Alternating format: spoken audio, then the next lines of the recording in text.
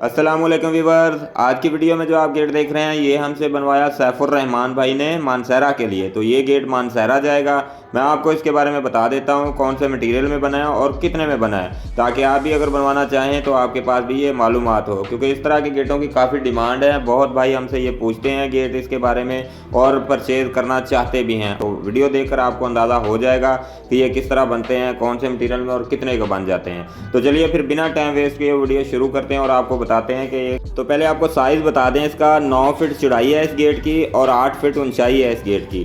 तो ये फुट के हिसाब से होते हैं 1200 रुपये मुरब्बा फुट के हिसाब से, क्योंकि इसको 16 गेज की चादर लगती है। जो आप देख रहे हैं बीच में चादर सारी ये बेंडिंग करके लगाते हैं, ये 16 गेज वाली होती है। और बाहर जो फ्रेम इसका बॉर्डर होता है वो 14 गेज का पाइप होता है, 4 इंची 1.5 इंची वाला पाइप, तो वो 14 गेज लग गया। और बीच में ये स्टील के पाइप जो चमक रहे हैं सारे, ये सब स्टेनलेस स्टील है।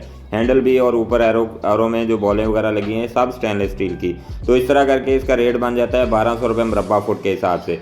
बाकी ये आप देख सकते हैं लॉक लगाया है, 2000-3000 का लॉक होता है। और ये एक आई स्पॉट है वो भी 1000 की, मतलब ये 4000 का ये खर्चा हो जाता है।